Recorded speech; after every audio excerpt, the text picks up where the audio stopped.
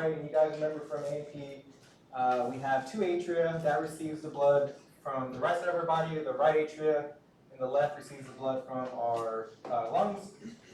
We got our valves in between those guys, so we have two atrioventricular valves that's going to separate the atria from the ventricles, right? And then we got the simular valves that controls the blood either going to the lungs or the aorta. So we got the pulmonic and the aortic valves.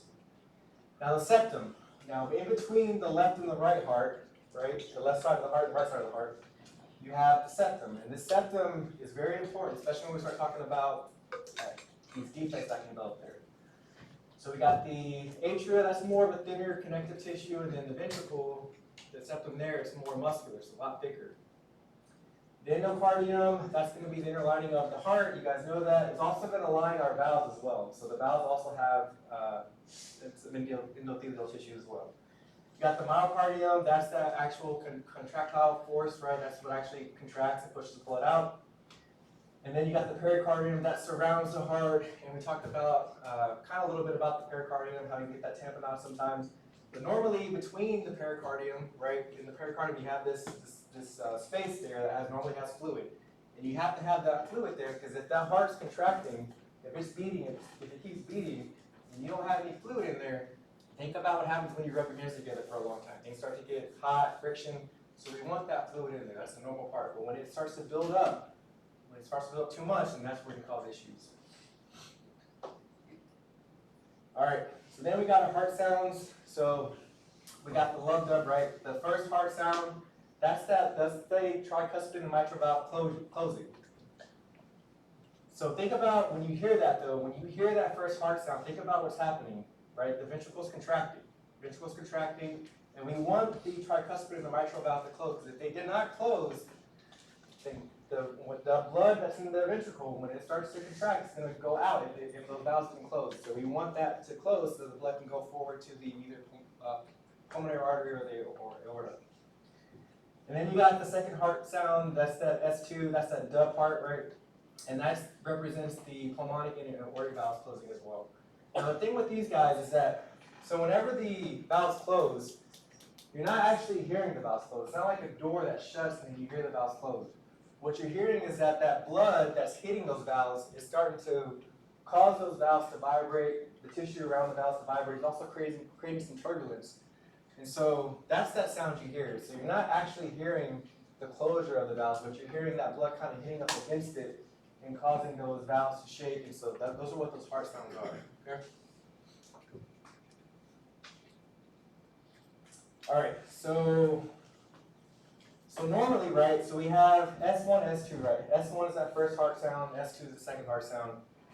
Normally, S2, when we think about the heart sounds, when we think about that love dub, you don't normally hear, you just hear one sound, right? You hear the love, you hear the dub. If you think about that second heart sound, the S2, sometimes in some individuals, you can actually hear both of them closing, right, in a sense. You can hear them both closing. Typically you can't. Most of the time you can't, but sometimes you can, right? And when you can, typically that person's healthy. It's called physiologic. It's normal. That's supposed to happen. And what's happening here is that whenever we breathe in, right, we take a deep breath in, we're decreasing the pressure in our thoracic cavity. So the pressure is decreasing in order to get that air into our lungs. But it doesn't just decrease the pressure in our lungs, it also decreases the pressure in our heart, right? So when we decrease that pressure in the heart, we're allowing more blood to come in to the heart on the right side of the body, right? That venous blood is coming into the right side of the heart. When we do that, when we decrease that pressure and we increase the amount of blood coming into the right side, when we take that deep breath in, it's going to take longer for that pulmonic valve to close. Because now you have more blood in the right ventricle. With that increased blood, it's trying to go through that to that pulmonary artery, but because there's so much blood there, I mean, it's more than normal, it's going to cause a slight delay in that pulmonic valve closure, right? So you get a delay in that pulmonic valve closure. On top of that, when we decrease the pressure in our heart, we also decrease the pressure in our great arteries, right? So in our pulmonary veins, when we do that, that's going to hold on to more blood in our pulmonary system, in our capillaries, in the pulmonary artery, the pulmonary vein. When we do that, less blood is going to the left side of the heart, right? So if we have less blood going to the left side of the heart, that aortic valve is going to close sooner. So when you take a deep breath in, you have more blood coming to the right side. It's going to delay that pulmonic valve. You got more kind of blood holding on inside the pulmonary vessels. It's going to decrease the amount of blood going to the left side, and the aortic valve is going to close sooner, right? So when you take a deep breath in, that's normal. That can happen. You can hear a second kind of love-the-dub sound, right? That's supposed to happen. It doesn't happen to everybody, so if you go and you do clinical skills and you try it out, you may not hear it, but if it does happen, that's normal. Now, what should happen is that when you exhale, right, when you exhale and you increase that pressure back up, that splitting, that second sound that you hear with the S2 should go away. When it goes away, that's fine. That's normal. It's supposed to happen. Now, sometimes you can get this thing called a pathologic or a fixed S2, right? So you take a deep breath in, you hear that splitting of the S2, you hear another heart sound, but then when you breathe out, it doesn't go away. You still hear that splitting of the S2. It still sounds like two heart sounds. When that happens, that's not normal. And typically, that's associated with an ASD or atrial septal defect. Remember that part. Remember that part. If you hear a fixed S2, think ASD. That's like the main thing that is associated with. Okay.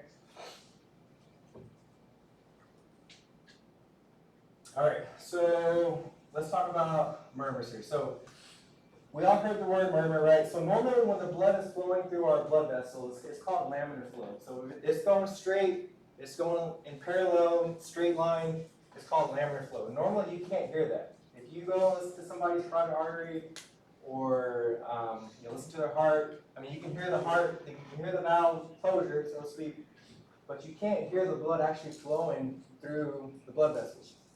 That's normal, that's laminar flow. Now, if there's turbulence, right, if there's some type of blockage or obstruction, or you got a lot of plaque buildup, that can get in the way of that blood actually flowing and can cause turbulence, right? And when that happens, when we hear turbulence, it's going to mean two things, right? If it happens in the heart, so if you hear some type of weird heart sounds, that can mean that there's turbulence in the heart for whatever reason. We'll talk about the reasons here in a second. And we call that a murmur. So when we hear an extra heart, I'm not talking about the splitting part of it. I'm not talking about the split S2. When we hear something other than those heart sounds, the valve closure in the heart, we call that a murmur because there's something in there that's causing turbulence of that blood flowing through the heart. It can also happen in our pulmonary artery and our aorta. That's what those great vessels are. But when you hear that happening here in the chest region, we call that a murmur.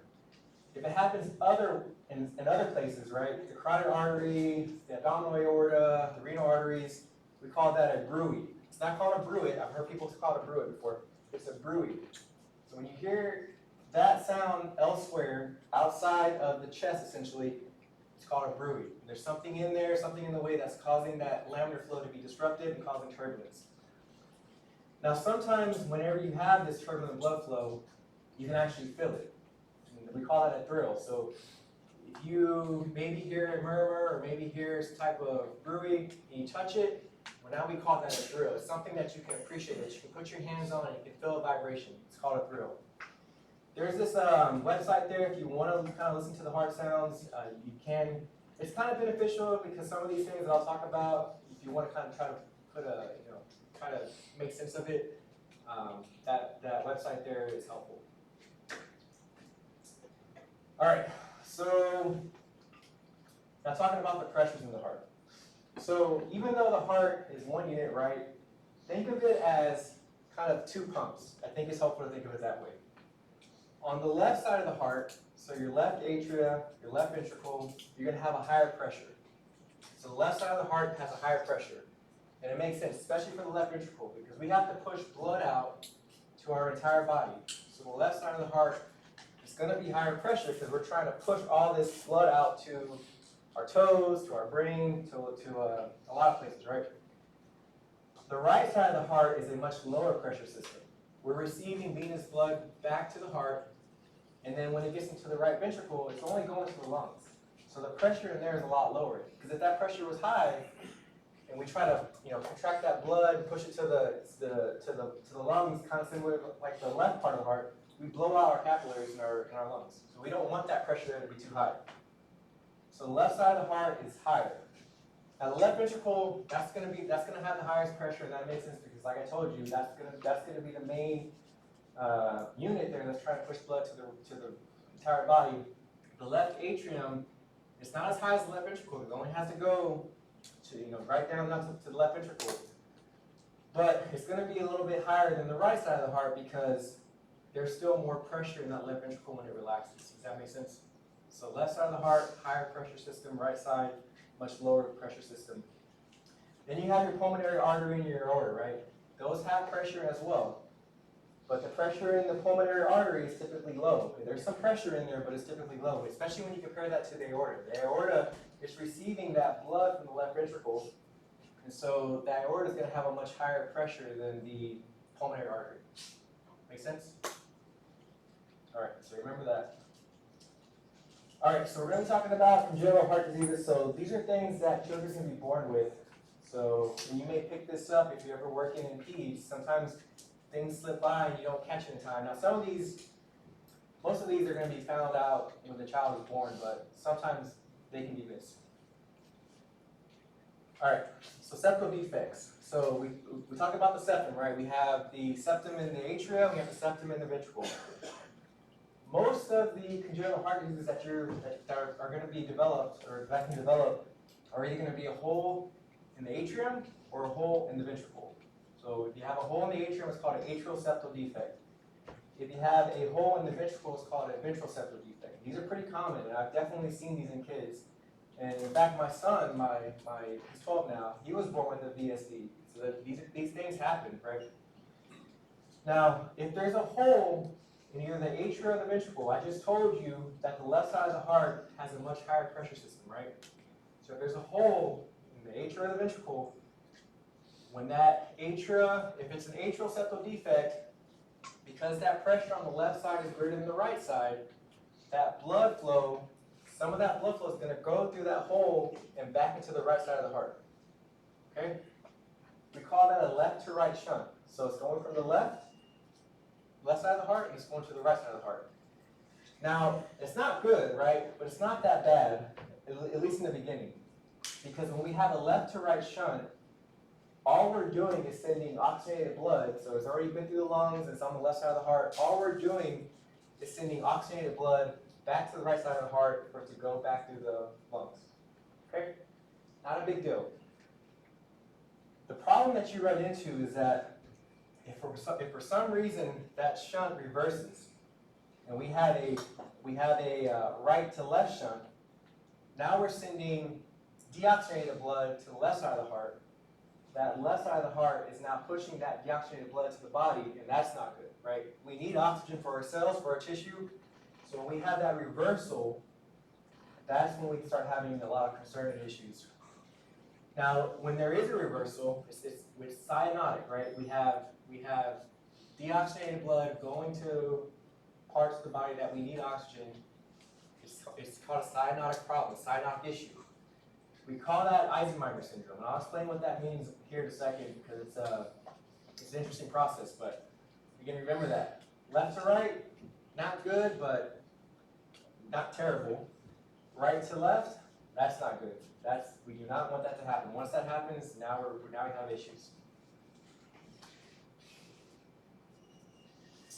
All right, so kind of focusing on the atrial septal defect. So like I told you, there's a hole in the atria.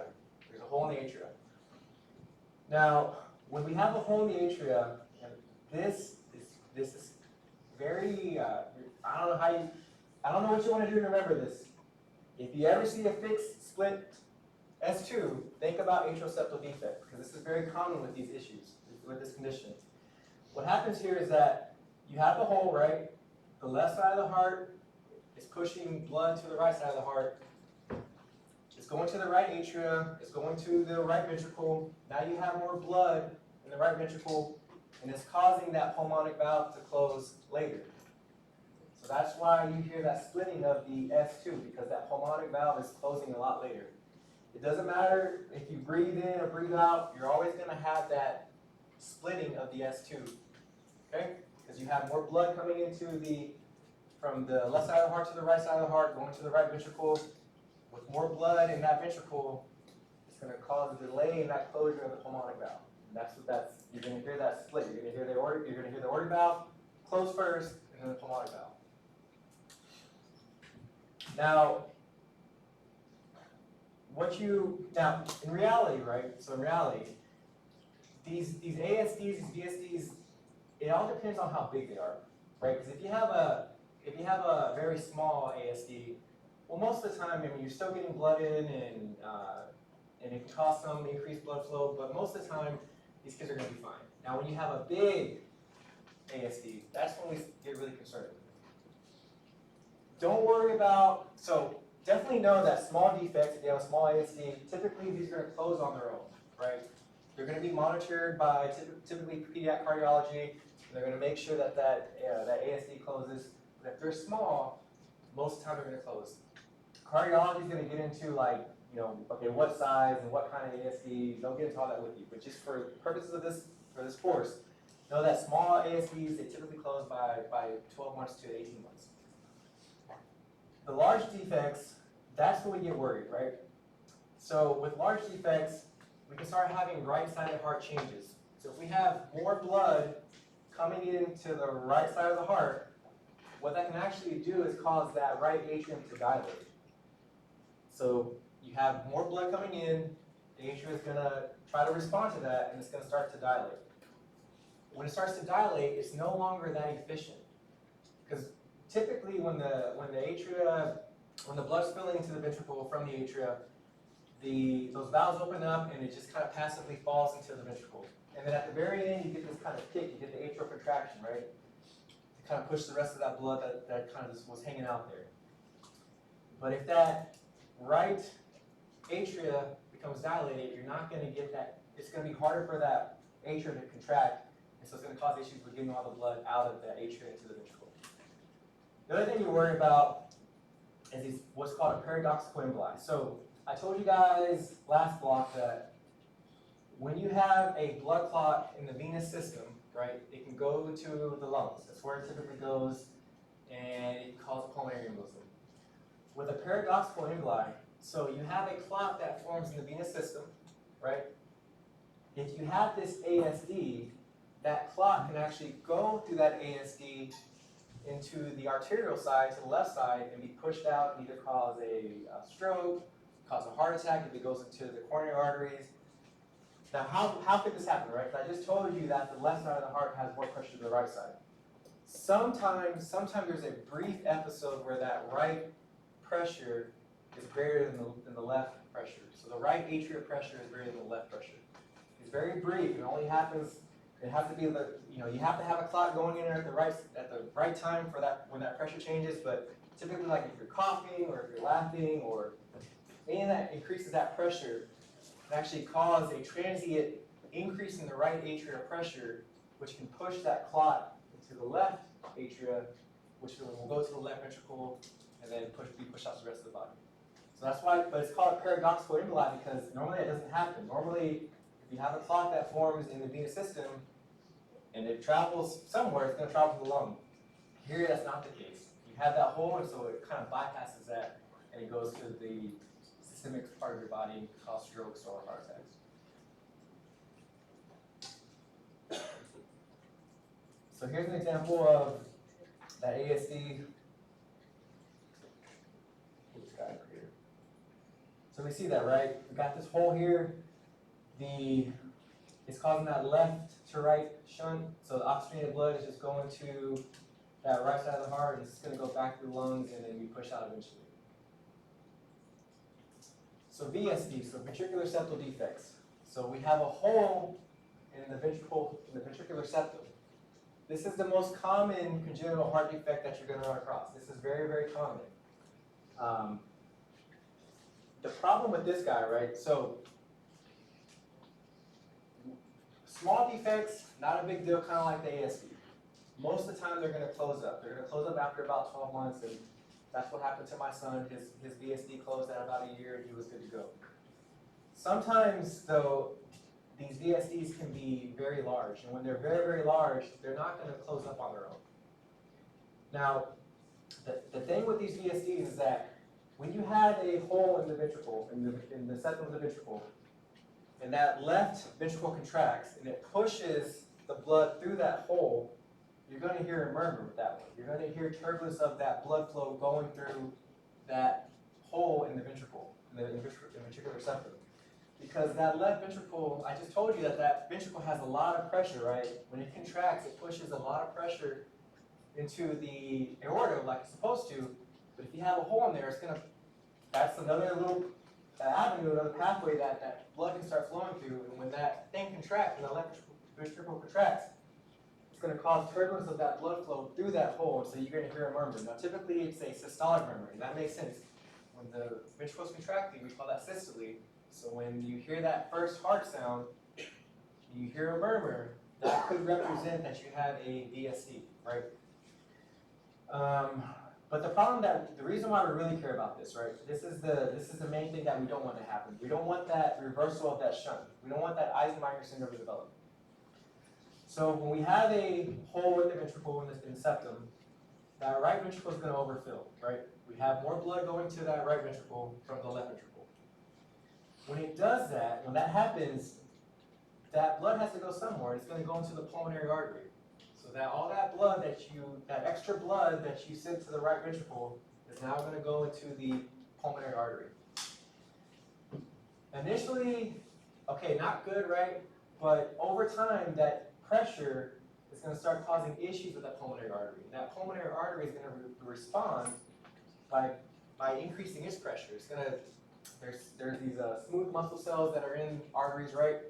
Those muscle cells are going to start to hypertrophy. They're going to start to get bigger. And as a result, that pulmonary artery lumen, the opening, is going to get smaller. And when that lumen gets smaller, you're going to increase that pressure going into the pulmonary artery. That pulmonary artery pressure is going to get a lot bigger. Or it's going to increase in the amount of pressure that's in there.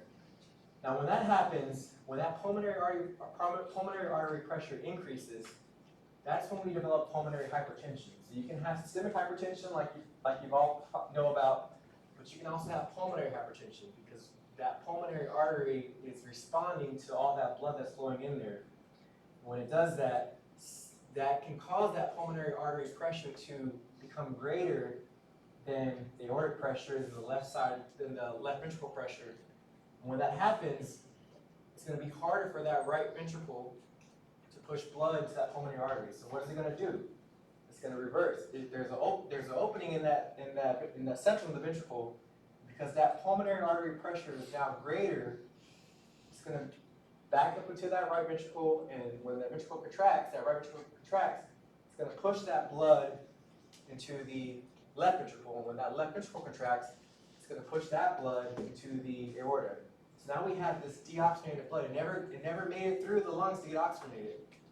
So now we got that deoxygenated blood going into our body where we need oxygen. We need that oxygen for our tissues. And so when we have that happen, that's not good. That's called Eisenmenger syndrome. When Eisenmenger syndrome develops, it's bad. It's too late. We can't fix that. We can't improve the pulmonary artery pressure. I mean, you can with certain medications, but it's not going to reverse. Like once you have the pulmonary artery hypertension, it's not going to reverse. When that happens, and then, so you have pulmonary pressure, the right ventricle is also going to, I'll explain this more here in a second, but that right ventricle is also going to have some changes, but that pressure is not going to reverse. So if you were to try to close that VSD at that point, if you wanted to close that VSD, close that opening, now that if you close that, now what do we just do? We shut off that pressure release valve, right? So now if you close that VSD, now you have all this pressure because that pulmonary artery is still hypertensive. You also got this right ventricle that's hypertrophied as well.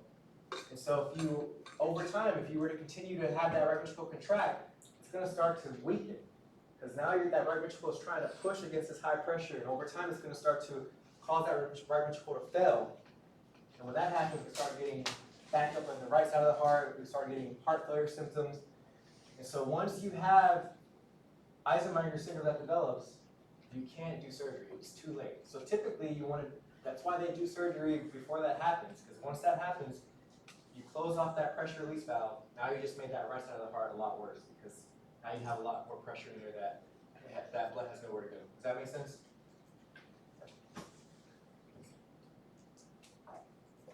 All right, so ventral septal defect, again, typically left to right. If they're small, they're going to close on their own. If they're big, then we're going to go in there and get surgery before that Eisenmenger syndrome develops. Go ahead. So is the Eisenmenger syndrome specific to VSDs, or is that right to left like change for the paradoxical emboli also like considered Eisenmenger? So that paradoxical emboli is not considered Eisenmenger. No. So it's only VSD.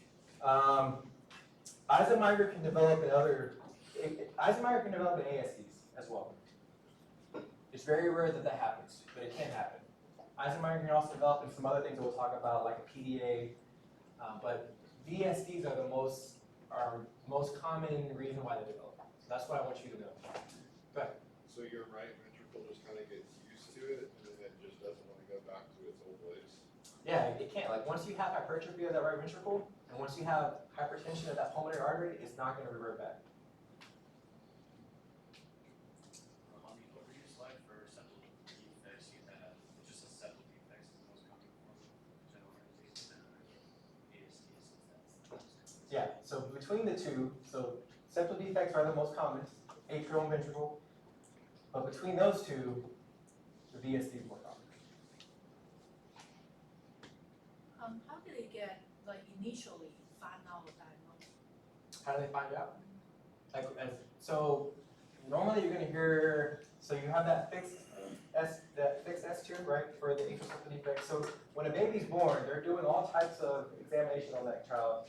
One of the things they're going to do is listen to that heart. If they hear some type of heart irregularities, some murmur or extra sound, they're going to do a workup and they'll do an echocardiogram where they'll do an ultrasound of the heart to actually kind of see where that problem's at. So the baby's born and they're listening to the heart and they're hearing these abnormal sounds, so to speak, and they're going to do an ultrasound to figure that out. Yeah. You said the right side eventually going to fail. What's the expectancy on the timeline on that? Is that like It depends on if you close it. no, if you don't close it. If you have you said it's zero particle, close it yet, it's just apply pressure again. So if you do close it, How long is it going to take?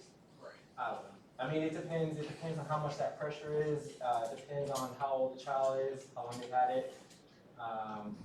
It's not going to happen acutely. It's not going to be like you closed it into the next day. They're not going to close it because they know not to do that. But if you tax a muscle for a long time, if you cause that muscle to work hard for a very long time, eventually it's going to fail. Time frame wise, I mean, it just depends. But it's not going to be immediate. Make sense? I was just curious. Yeah. It just depends. Everybody's different, and there's no way you can really predict it. So. Go ahead. Just to be clear, sir, so I can have VSD and be fine, but the second I get that rising pressure, I get that right to left shunt, that's when I have Eisenmenger? Eisenmeger's. Yep. So once that shunt reverses, you have the Eisenmenger syndrome. Any other questions? All right. Okay. So I told you guys that ASDs are associated with that fixed split of S2. VSDs aren't. And the reason behind that is here, if you want to read about it. I don't care if you know that. I mean, you should know that VSDs aren't associated with the fixed split S2. But the reason behind, if you wanna read about it, you can here, cause it's kind of you have to it's kind of a complicated process, but that's just more for your FYI. Alright, so Eisenmenger syndrome, right? So let's talk about this here. So we got the septal defect. Like I said, most of the time, or what I want you to know that large VSDs are typically associated with this. Can ASD, can a PDA? Yes, definitely they can as well. But the VSD is going to be the most common thing associated with Eisenmenger. So we got that septal defect, right? We got that increased blood volume coming from the left to the right side of the heart. The right ventricle is working harder, it's trying to push that blood into the pulmonary artery. When we have increased blood into that right ventricle, like with any muscle, when you work it harder, when you work out a muscle, it's going to grow. And so that right ventricle is going to start hypertrophy, it's going to start to get thicker. On top of that, now that ventricle is contracting, it's pushing harder and more blood into the pulmonary artery, and that pulmonary artery, all that blood going into it is going to start causing damage to that pulmonary artery, and the pulmonary artery is going to respond by it getting bigger. When it gets bigger, it gets narrower. That lumen gets smaller. So we have that lumen getting smaller, we're increasing that pressure in the pulmonary arteries. It's going to take a lot more force to get blood into that pulmonary artery. So as a result, when that pressure increases, when that pulmonary artery pressure increases, if it increases past the point from the left side of the heart, so the left ventricle, the aorta, you're going to get that reversal. Because now there's so much pressure in that pulmonary artery, resulting in the right ventricle, that if you have that VSD, it's going to push blood through that VSD to the left side of the heart, and that blood is deoxygenated. It hasn't gone through the lungs yet to get oxygenated. So when that happens, it's going to push that deoxygenated blood to the rest of the body. Again, that reversal is called a cyanotic reversal. It's cyanotic, okay? It doesn't have the amount of oxygen that normally oxygenated blood has.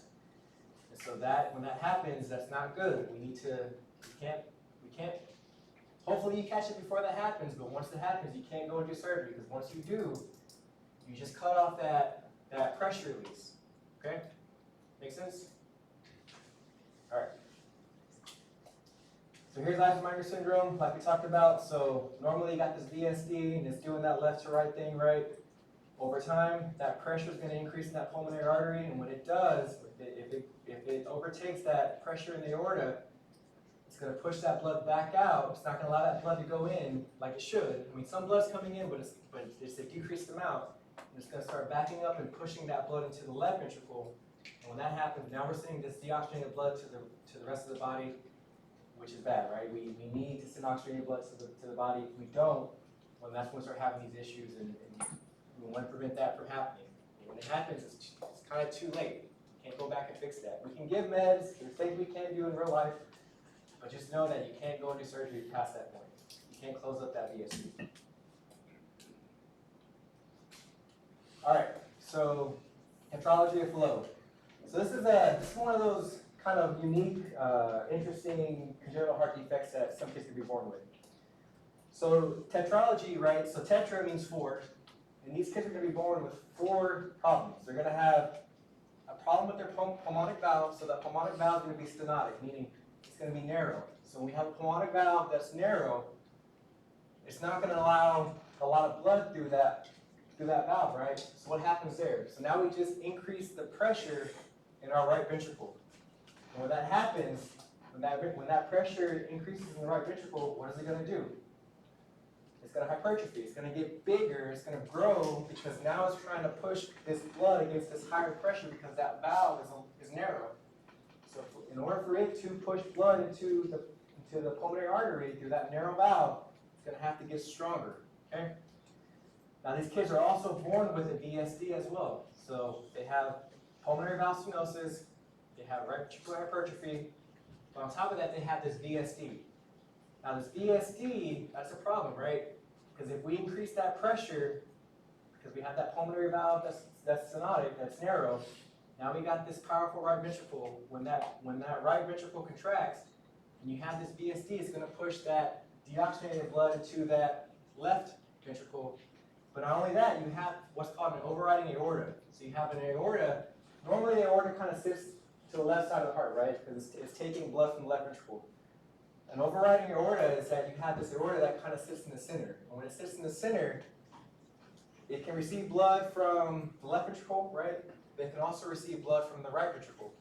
So when it contracts, it's going to be pushing this deoxygenated blood. It's going to be a mixture, but it's going to be pushing this deoxygenated blood into the aorta, which is going to go to the rest of the body.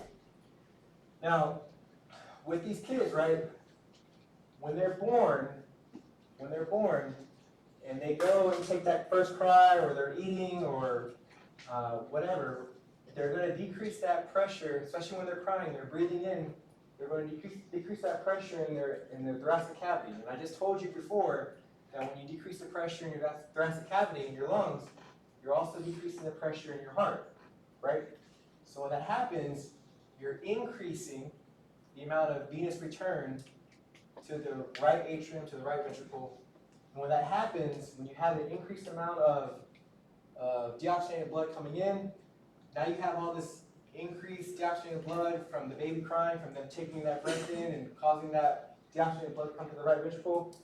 And when that happens and they're crying, that can actually make that cyanosis worse. Because we just increased the amount of deoxygenated blood coming into the right atrium, right ventricle, and now we're pushing that out into the rest of the body because they have all these defects. They got the stenotic pulmonary valve. It's going to make it harder for that blood to actually go into the pulmonary artery. They got this powerful right ventricle, right? They got this hole already, that VSD, so that's already not good because now you have that ability to mix the deoxygenated and oxygenated blood together. And on top of that, you have this aorta that's kind of right in the center. So now, not only do you're still getting some oxygenated blood from the left ventricle, but you have this increased amount of deoxygenated blood to the right ventricle, and now you mix that together and you push it out to the body. So they're going to be, typically, you're going to catch that if they're crying because of that negative intrathoracic pressure. Now there's these things called TED spells, right? And this is kind of worsening of that cyanosis. This is worsening of that hypoxia. This typically happens around 2 to 4 months old because around that time, a couple things happen. So the muscles kind of around that pulmonary valve, they start to grow. And when they grow, you're making that pulmonary artery a lot smaller. So and it happens around that 2 to 4 month age mark. On top of that, I told you guys last block that we have fetal hemoglobin, right?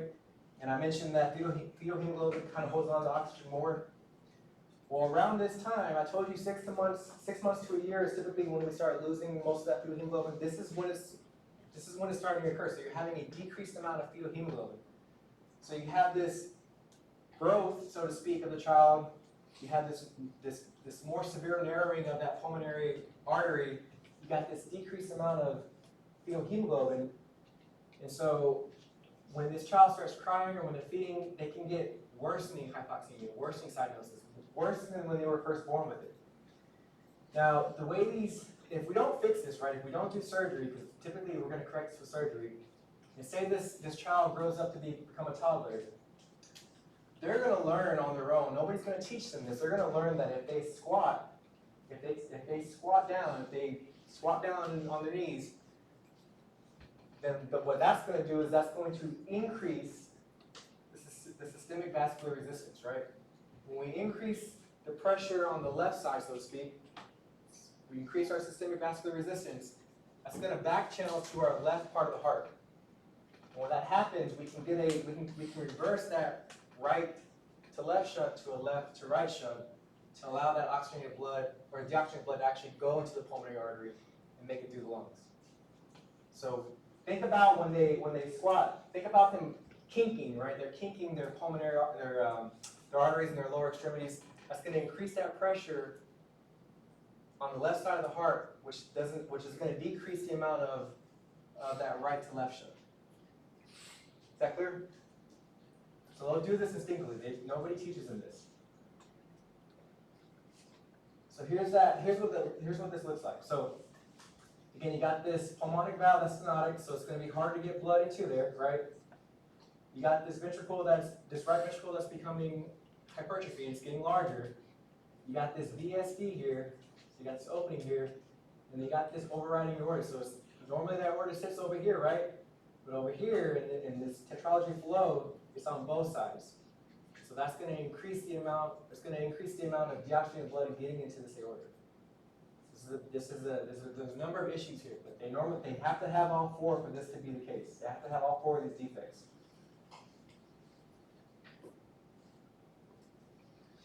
All right, so this kind of explains what I just talked about, right? So we got that that cyanotic right to left shunt because that right ventricle is pushing that blood into the VSD and into the aorta.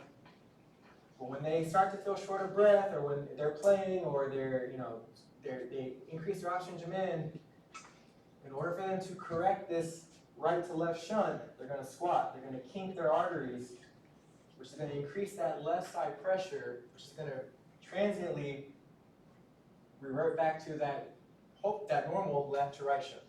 So now you're getting oxygenated blood, more oxygenated blood going into the aorta versus beforehand. So they squat, and then once they start feeling better, then they kind of go about their whatever they were doing. But this is what they're going to do to kind of briefly improve their oxygenation. All right. So patent ductus arteriosus. So PDA. So we talked about it briefly. How rubella can cause issues with the heart sometimes. Well, if a woman becomes pregnant with measles, right, that measles virus can actually cause this in a child. Most of the time in reality, we do a pretty good job on vaccinating, ladies when they're pregnant, before they're pregnant. Most of the time, this is going to happen in our premature children. But essentially, what happens here is, right, so while the fetus is developing, we have an artery called the ductus arteriosus that connects the pulmonary artery to the aorta. Okay, and that's fine when it's a fetus, when it's in utero, because those lungs aren't working in the womb, right? They're not breathing in, and that placenta is doing all the oxygenation for that baby. So we normally have this ductus arteriosus that connects that pulmonary artery to the aorta because we don't need to go to the lungs. It's okay, we can skip that part. So when the blood goes into the right ventricle, into the pulmonary artery, it can go through that ductus arteriosus into the aorta, into the rest of the body to oxygenate the child. Okay. What happens here, though, is that sometimes that ductus arteriosus doesn't close. It should close. As soon as that child is born, normally that first day, that ductus arteriosus is going to constrict. It's going to constrict, right? It's not going to, and then about 3 to 4 weeks later, it's going to turn into a ligament called the ligamentum arteriosum. But if it doesn't close, if that ductus arteriosus doesn't close, we call it a patent ductus arteriosus. Patent because it's open, it's still open. And I told you that the aorta is a higher pressure system. It's a much higher pressure system than the pulmonary artery. So when the blood is flowing into the pulmonary artery, and you still have this connection between the pulmonary artery and the aorta, that blood flow is going to come back. It's going to go into the aorta. It's going to come back into that patent ductus arteriosus, right? That's going to cause that left to right shunt because we have oxygenated blood going back into the pulmonary artery through that patent ductus arteriosus. It's going to go through another ride, back into the lungs, get oxygenated again. Okay, not good, but not a big deal. Think about the aorta as well, right? So that's a higher pressure system. So when the ventricles contract and we send blood into the aorta, there's always going to be blood flowing into that PDA. There's always going to be blood flowing, whether it's systole or diastole. Because it's a higher pressure system, there's always blood flowing through that PDA. So the key thing here, this is definitely one of those parents' questions that they'll ask you, is that these kids are born with a machinery-like murmur. It sounds like a machine. It sounds like a washing machine because you have this turbulent blood flow going in through the PDA in systole and diastole because that pressure is higher. So it doesn't matter doesn't matter that when the heart's contracting, that's a higher pressure system in the pulmonary in the aorta than the pulmonary artery. So it's always flowing through that PDA. So you hear this continuous murmur. You're going to hear it in systole and diastole. This is one of those things that you also worry about Eisenmenger though. For the sakes of this course, definitely know VSD, but also understand that this can also cause Eisenmenger syndrome. And it makes sense. If we're pushing more blood into the pulmonary artery, what are we doing? We're increasing the pressure. We're causing damage to the pulmonary artery. It's going to respond by hypertrophying. It's going to get narrower, and so we can get that reversal. We can get that right to left shunt reversal over time, right? Now, normally when the child is in utero, we have this ductus arteriosus, that's normal, right? The placenta normally is releasing prostaglandins, right? That's what keeps us open. We want that open in utero because we need that. We don't want the blood going to the lungs because it's just a waste of time. And if you have that ductus arteriosus, then it's going to be more efficient for the child to get oxygenated in utero. And the placenta's job is to kind of help release that prostaglandin. Now, if we want to close this guy, if we want to close this, then we're going to give prostaglandin inhibitors. We're going to give NSAIDs. We're going to give, typically we'll give indomethacin. Sometimes they'll give ibuprofen, but typically indomethacin is what they normally use. And that should help it close. That should help that PDA close. If it doesn't close for whatever reason, then typically you're going to send this kid to a pediatric cardiologist, a cardiothoracic surgeon, and they can do certain procedures to help close that up. But that's how we typically treat these. We'll just give them NSAIDs that will help close up that PDA, and then it should be good to go. So it's pretty easy to treat if you catch it in time. So here's an example of that PDA. So again, we got this blood coming in, we got this connection here that shouldn't be here, right? It's just fine in utero. We want that connection in there when the child is in the mom. But once they're born, this needs to close up, because if not, then this blood's going to flow through the aorta and it's come back through this PDA and go back to the lungs, and over time it's going to increase that pressure in the pulmonary artery and then potentially cause Eisenmenger syndrome because that higher pressure system is going to push blood the other way.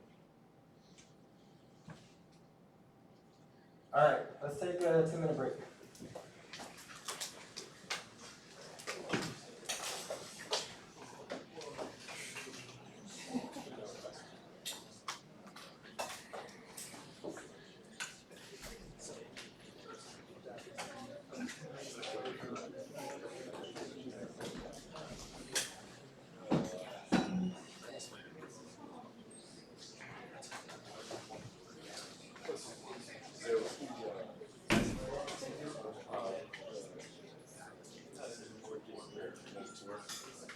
Because of the high pressure, it's not going to it's not going to make that very big, like smaller. It's just going to distribute that PDA instead.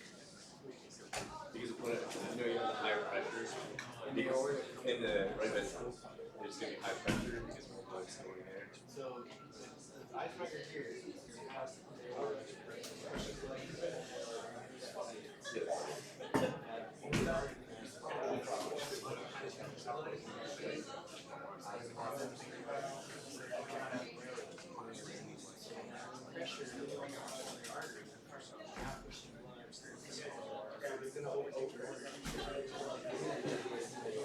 Yeah, so even so it's not necessarily like more blood but it's pushed through the PDA. It's like once the pressure overcomes, like it's secondary. Yeah. Once the pressure overcomes,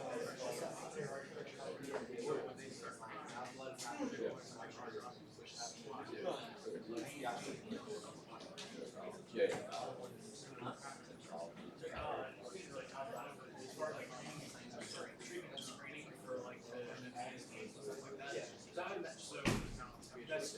That's the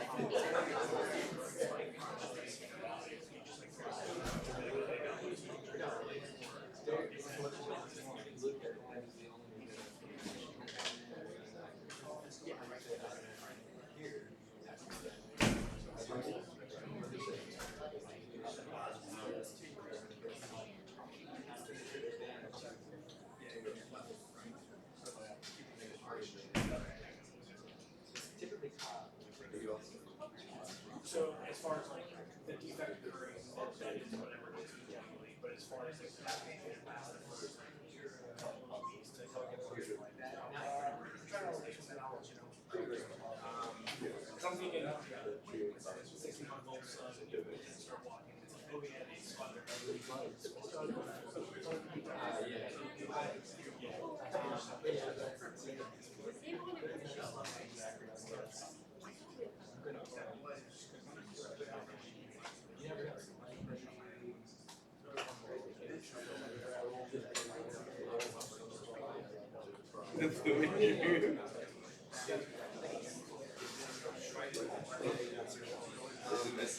Set of questions, super cool.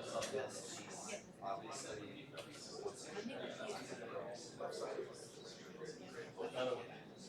The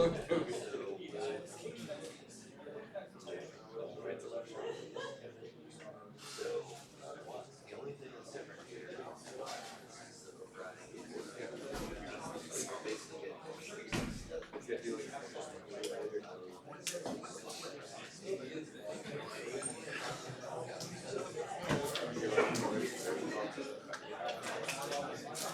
oh yeah, I'm saying it's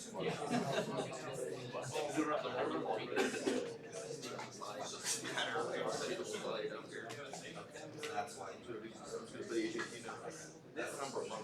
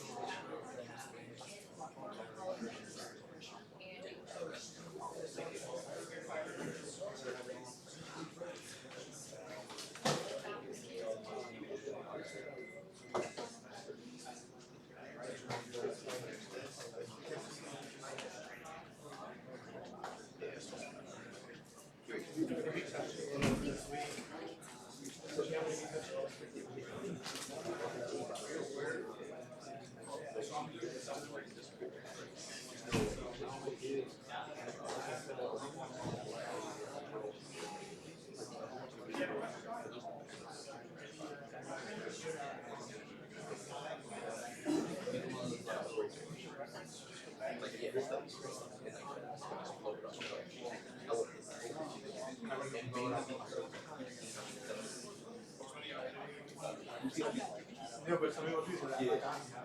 You also read it.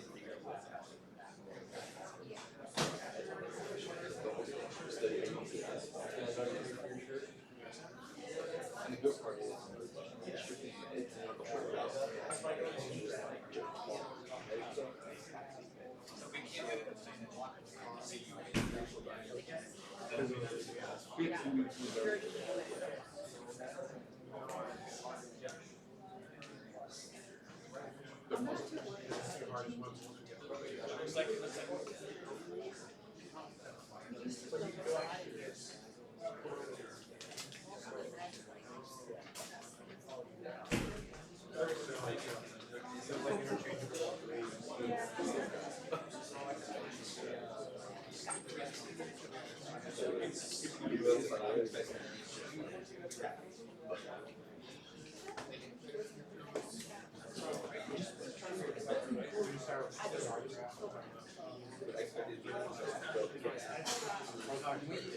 but like that, but instead of it trying to figure out what we have to do now, see, try to figure out what how to years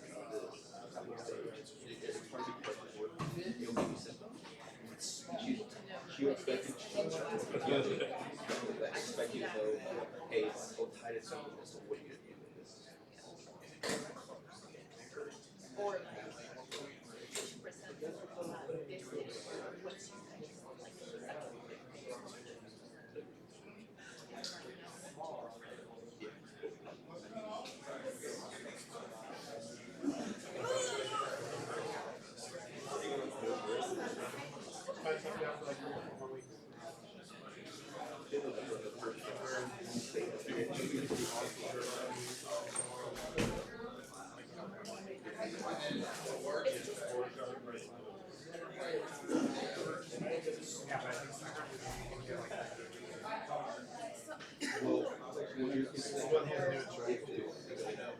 It was a Southern guy.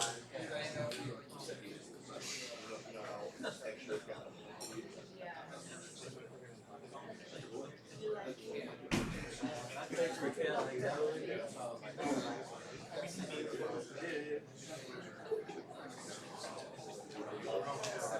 yeah.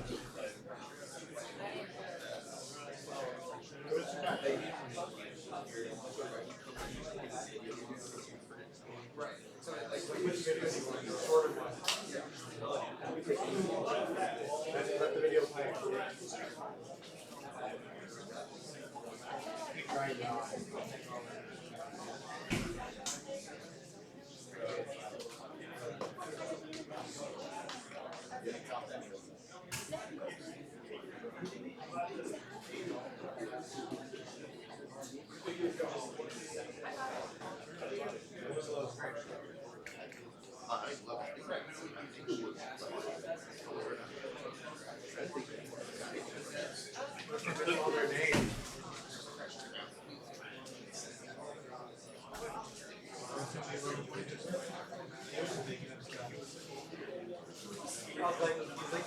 As long as you write something in there.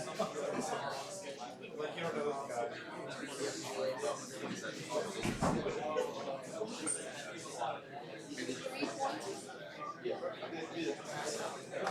I couldn't remember if it was like out of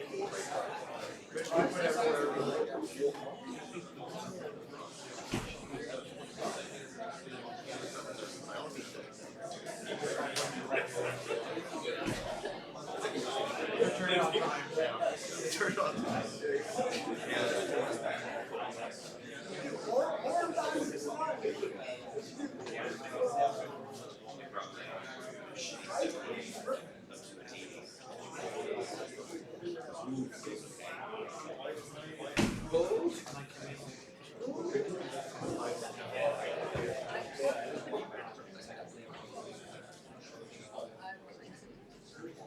Like, wait till the end of the review.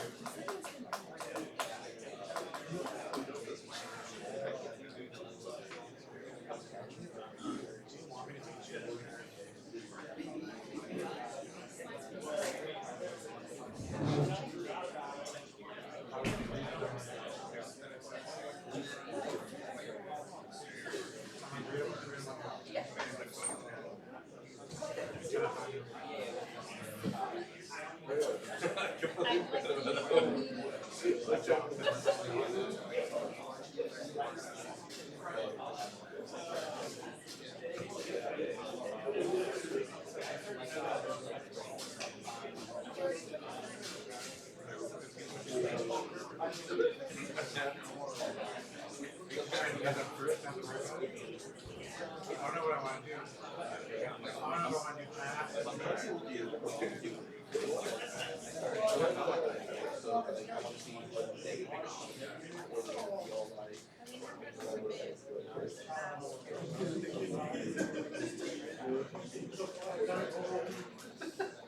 I would do these.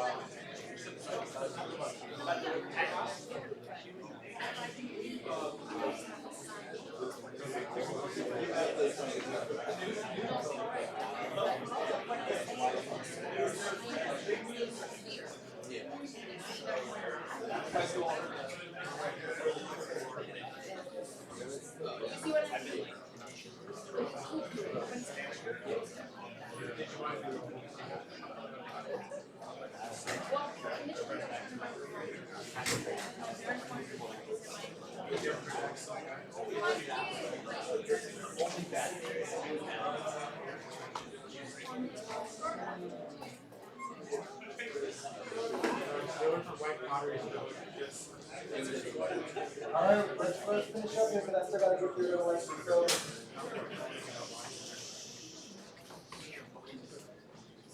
alright, so the coarctation of aorta. So this is another one of those, again, congenital heart diseases that kids can develop. So with this one, we have a constriction, and as a result, we have a narrowing of the aorta, right? Most of the time, this happens past that left subclavian artery. So you have your left subclavian, right, that's gonna push blood to upper extremities. Then over here, you got the right over here, it's gonna push it to the right upper extremities. This is the, going to the carotids. So it's gonna constrict just past that branch of the aorta, just past that. Now, with this guy, what happens here is that, so you have that ductus arteriosus, right? We talked about that already. We have that. Normally it constricts like it's supposed to. Sometimes with this, with the ductus arteriosus, sometimes you can have some of that tissue connect more so onto the aorta, right? So you have it. So you have this ductus arteriosus tissue more than it should on the aorta. When that ductus arteriosus starts to constrict, when it starts to close, and you have some of that tissue on the aorta, it can actually wrap around the aorta and cause that to start to constrict, right? So when we have constriction at the aorta, what's going to happen? We're going to have a decreased amount of blood pressure going down to our lower extremities because that branching point over here, this is all upper extremity. These pressures, they're going to be a lot higher actually. But anything past this point going down to our lower legs, that's going to be a lower pressure. So the way we find this is that typically we're going to have some type of blood pressure discrepancy. So the upper extremities are going to be either normal or a lot higher versus the lower extremities. So you're going to have that discrepancy. You're also going to have this delay in the pulses. So you got your what's it called? Radial pulse, right? You got your radial pulse. And then if you were to check your radial pulse or your brachial pulse against your femoral pulse, you would have the radial pulse like we normally feel it. And there's going to be a delay in that femoral pulse because you have that constriction at the aorta. It's going to take a lot. I say a lot. It's going to take longer for that blood to reach down to the lower extremities to the femoral artery. And so you're going to feel that brachial or radial pulse first. And then a few seconds later, you're going to feel that femoral pulse. So you got to check both sides, right? What can also happen here? So you get rib notching. Now this takes time to develop. So when a child is born, they're not going to have rib notching right off the bat. It takes time because when you get this constriction here, you're sending more blood into this subclavian artery. That blood is going to essentially, you're going to have an increased amount of blood going down to the arteries that go to our ribs. I'll show you a picture of that here in a second. And as we're pushing more blood into the arteries of our ribs, that pressure is going to increase in the rib arteries, and that increased pressure is going to actually start to erode the ribs. And you can see it on X-ray. You can see kind of looks like a piece of the bone is missing because because that pressure is causing it to break down. So it's called rib notching. You typically see that later. It's not going to happen right after. It takes time for those ribs to start to break down of the bone. Most of the time, you may not notice. Now, this looks pretty constricted, right? In reality, there can be a wide range of how constricted it is. Sometimes you may not catch this. It may not be caught until later in life.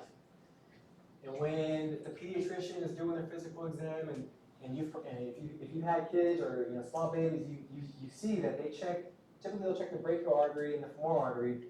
They're checking for this. You're trying to see are the pulses the same, because they should be the same if you don't have any constriction. If you do, there's going to be delay in that. But it depends on the severity of it. So sometimes it can be picked up incidentally during a physical exam of a child. Now, if you pick it up right when the child is born, right, what you can do is you can actually give prostaglandins. So I told you that when the child is in the womb, it's a fetus, the placenta is normally producing prostaglandins to keep that PA open, or the ductus arteriosus open. If we pick this up when the child is born, and we pick it up in time, we pick it up within that 3 or 4 week time frame, we can actually give prostaglandins. We can give prostaglandins to keep that PDA open, that ductus arteriosus open, to reduce the constriction that happens. And then they're going to go in and they're going to do surgery, or sometimes they'll do like a balloon catheter in to kind of dilate that aorta. But we want to try to stop that ductus arteriosus from closing, so we'll give prostaglandins in this case. Okay? So again, that's the main thing we want to do. We just want to try to reduce that constriction if we're able to catch it in time when the child is born.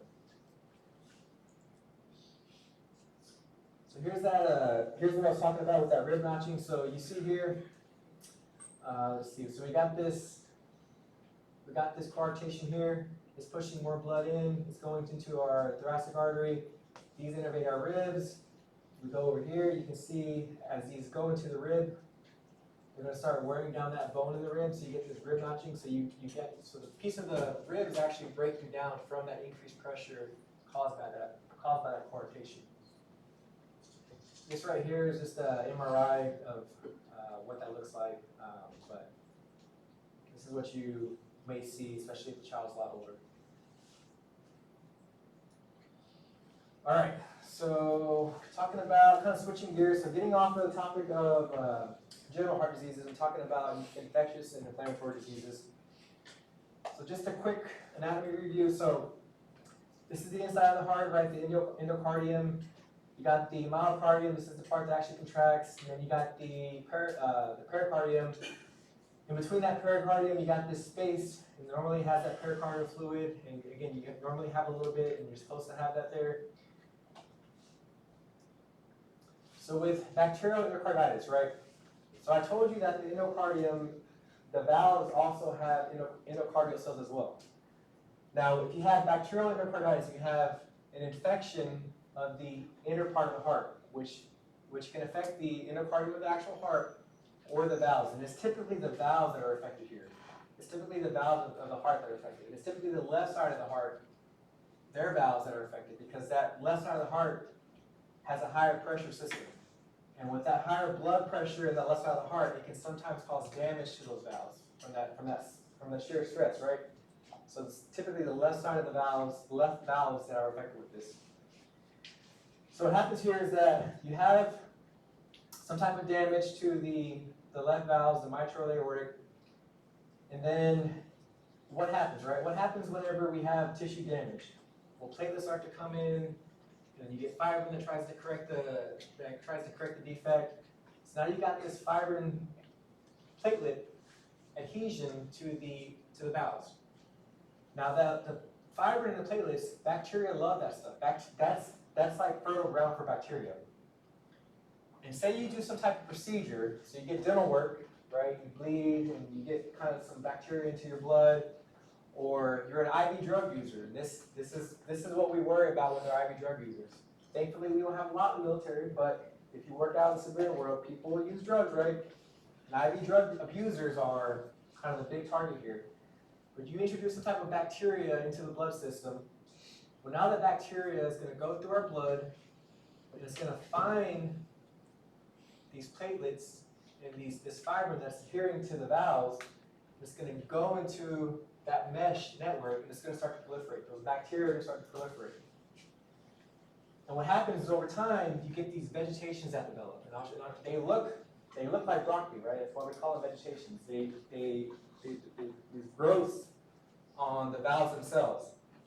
And they're composed of platelets, fibrin, bacteria, white blood cells that come in and try to kill off the bacteria. But when those white blood cells come in, what do they like to do? They're trying to kill the bacteria, but they also release their granules, their enzymes that can actually cause that valve to become more deformed and more damaged. So you got this mesh network, you got bacteria, you got these valves that have this vegetation on it. You start to damage those valves a lot more. But now those valves don't work like they should. They don't work like they should. And so when they start to open up and close, and blood is passing through them, we're going to start creating this turbulent blood flow. And that's the key here. If you have a patient,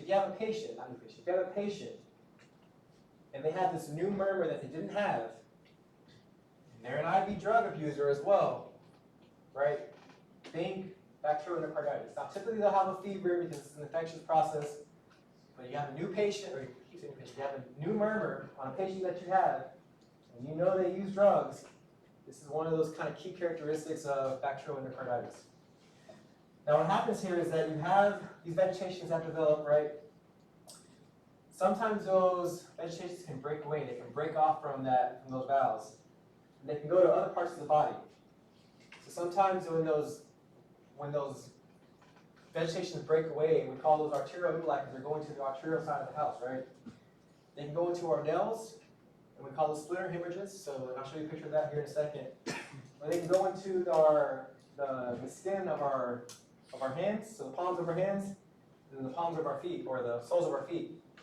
And those are called Janeway lesions, and those are characteristic of bacterial endocarditis. Now sometimes if you send enough of these bacteria and they break away and then they embolize elsewhere, they can cause these little pockets of infections. But splinter hemorrhages and Janeway lesions, there's not a lot of lesions that develop on your hands. Like there's not a lot of skin lesions that develop. This is one of them for sure. Syphilis is another one. But if you ever have a patient who has these kind of weird lesions on their hand, think bacterial endocarditis. This is what that looks like. So, again, you have these emboli that come into the skin here, and they start causing necrosis, and so you got these Janeway lesions on the palms of the hands and the soles of the feet. These are what splinter hemorrhages look like. So you get these blood clots that go into our nail capillaries. And this is what they look like, these vegetations. They look like broccoli, right? They look like vegetables. So now the way you identify this, ultrasound, cardiac ultrasound. You're not going to be able to see these vegetations unless you do a cardiac ultrasound, or unless you actually, the patient dies and then you go in and you look at the heart. But we don't want that to happen, right? So I won't give you a picture if I was to ask this question. I wouldn't give you a picture of an ultrasound and say, hey, that's what radiology is for. But just understand that if you see vegetations on ultrasound, this could be a sign that they have bacterial endocarditis. They can also go into the back of the eye here, and so sometimes you can get these what are called rot spots on the retina. But again, these Janeway lesions, these splinter hemorrhages, are manifestations of those emboli. And again, you're going to see this on ultrasound once the vegetation starts to develop. All right, myocarditis. So this is an infection of the myocardium, right? The muscle part of the heart. This is most of the time viral. There are a lot of viruses that can cause this. A lot of viruses. Coxsackie virus A and B are the most common causes. These can present like cold-like symptoms. You can have, fever, runny nose, congestion. But when that virus enters the body, sometimes it can inflame and infect that myocardium. And what this virus does is it actually invades the myocardial cells. It actually invades the cells of the myocardium. So it goes inside the myocardium. Then your white blood cells are going to come into play. They're going to say, oh, you're infected, right? So the lymphocytes, macrophages are going to come. They're going to try to get rid of that infection, but in that process, they're going to start damaging the myocardium as well. So not only do you have this virus that's causing damage to the myocardium, now you have your immune system causing damage as well. The problem with this is that this can present in so many different ways. And I've seen myocarditis, especially during the COVID times, that some patients come in and they look sick. They have chest pain, they have fever, they have shortness of breath, right, because that heart's being affected.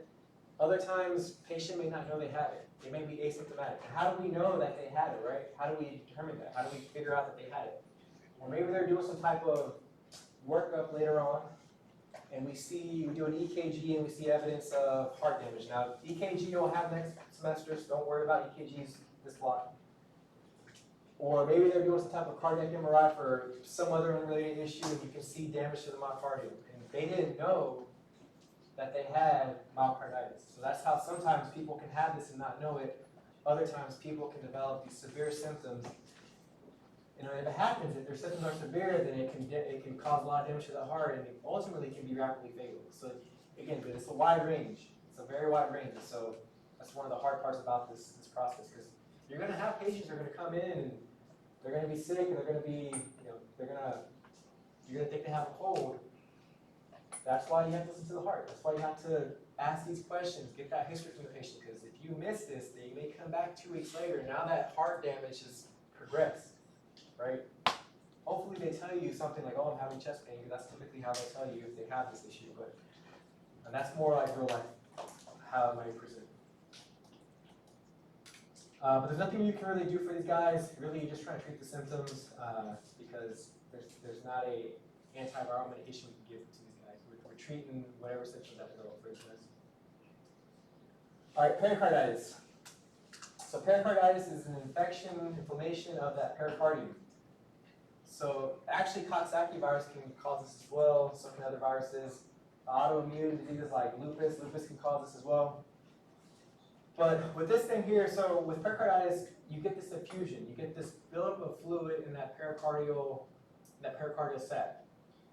Now, why do we care about this, right? So it depends on how quickly that effusion develops. If you have an effusion, if you have a buildup of fluid in that pericardial sac that happens rapidly, it doesn't give that pericardium time to stretch out. It doesn't give it time to stretch out. And so when that happens, it can actually cause that cardiac tamponade that we talked about last block, right? You have a lot of fluid. It doesn't even have to be a lot. It can be enough fluid to restrict that, to cause pressure on the heart, that it's not going to allow that heart to beat effectively because you have this fluid kind of compressing the heart. So it's the time frame. It's not the amount is important, but it's how quickly that fusion develops. So if it happens quickly, then you worry about pericardial tamponade, you worry about cardiac shock because that heart's not going to be able to pump effectively because you have this pressure on the heart. With this, because you have inflammation, that pericardium starts to inflame, starts to thicken, and so when it beats, it actually sounds like a rub. So you hear a pericardial rub. It sounds like kind of like a scratchy sound. Now, so that's acute pericarditis, right? That's what we call acute pericarditis. Chronic pericarditis, typically associated with autoimmune diseases, this is a slow process. You get an infusion that develops, but it happens so slowly that that pericardium has time to stretch out. It has time to stretch out. So the likelihood of having a pericardial tamponade with this is very, very low because that pericardial sac is taking so long to stretch out because of that fluid building up so slowly. It's not going to cause that same amount of pressure like an acute pericarditis will. And so with the chronic pericarditis, you can get this kind of this water bottle shaped appearance of a chest X-ray. It's a big heart filled with fluid. With acute pericarditis, you're not going to see this because it's not the amount of fluid, it's how rapid it's developing. Now, if you develop a tamponade, if you develop a pericardial tamponade, then we're going to get that fluid off, right? We're going to do a pericardiocentesis. And then obviously you want to try to identify the reason behind it and reduce that from happening. But sometimes with these tamponades, sometimes you get the fluid off, but that reason is still there, so you have to go back and do it again.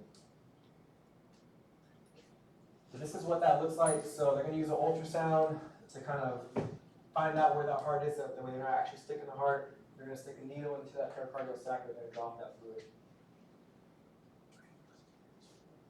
All right. So rheumatic fever, rheumatic heart disease. So two terms here, right? Rheumatic fever and rheumatic heart disease. There is a difference. But a lot of times in medicine, we use those interchangeably. We say rheumatic fever when we mean rheumatic heart disease and vice versa. So just know that. But there is a difference. So rheumatic fever, so this is due to a group A streptococcal infection. So we probably all have strep throughout our lives, right?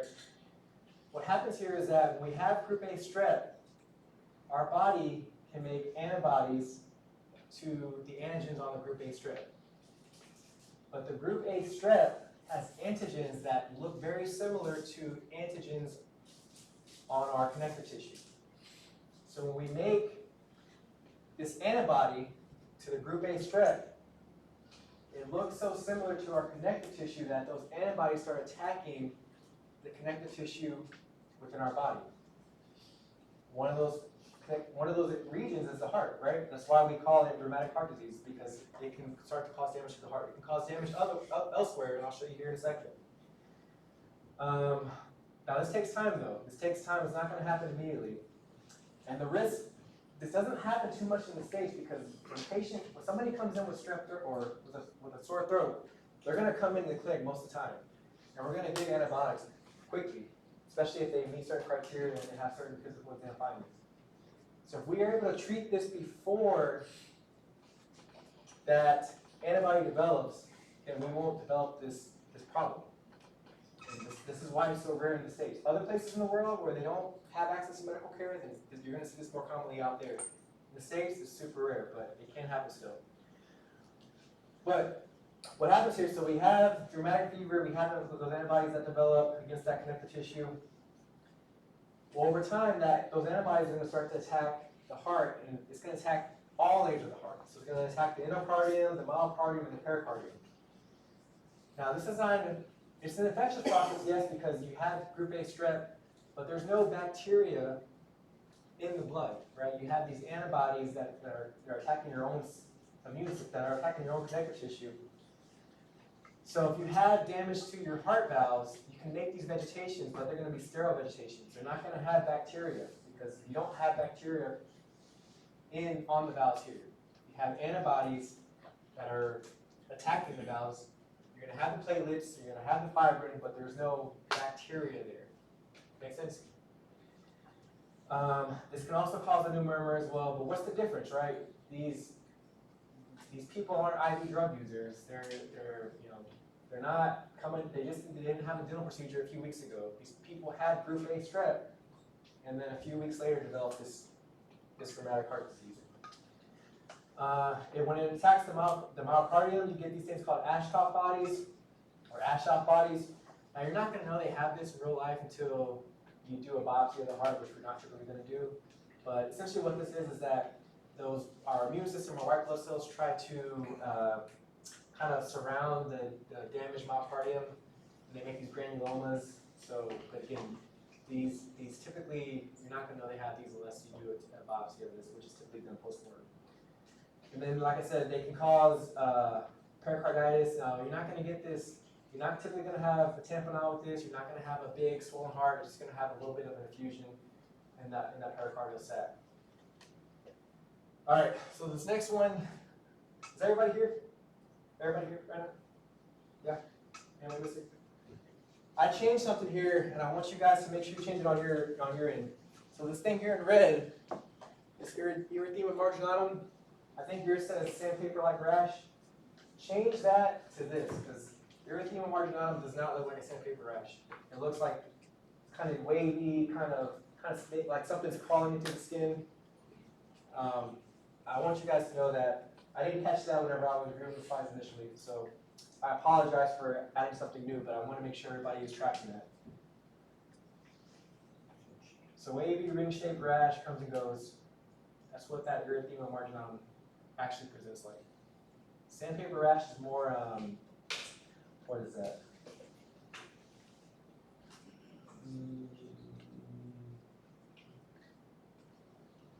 Scarlet fever versus this now.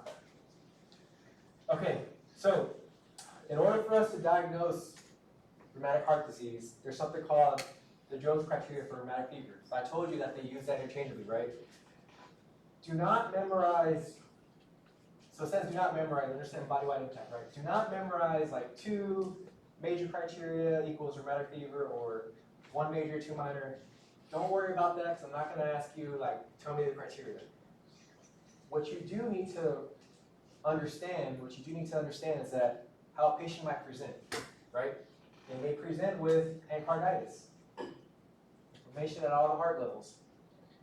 They may have polyarthritis, so they have pain in the knee that goes to the hip, that goes to the elbow, right? Those joints. They may have erythema marginatum, and they may have this characteristic rash that I just want to make sure everybody is aware of. Chorea, right? So they can also, that connective tissue is also in their brain, so they can get these kind of weird movements, these involuntary movements. EKG, don't worry about that because you'll get EKG next block. They're going to have some type of history of infection, either strep throat, or they may or you may not know they have strep throat. Maybe they because they didn't get seen for this, and they came by maybe, or 2 weeks before they came and saw you. They said, yeah, I have a cold maybe, and I had a sore throat. Right? So you may not have evidence that they had strep throat, but maybe they had symptoms similar to that. And then, like I told you, you can have this new murmur. You can have these valves that are damaged. And so if the valves are damaged, typically it's that left side, then if you hear a new murmur, think this as well. Think that this could be, because those valves are becoming damaged. If you hear a new murmur on a patient, this might be rheumatic heart disease. All right, questions about that? ESR is a lab test looking for inflammation. ESR, yeah, it's inflammatory. It's a non-specific test looking for inflammation. Yeah.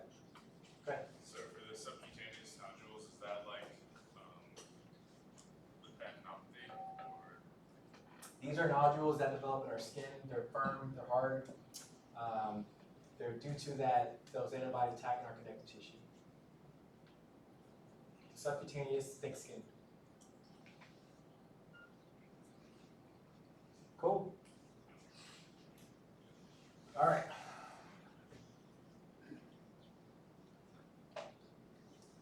Sorry guys, I gotta keep pressing, so.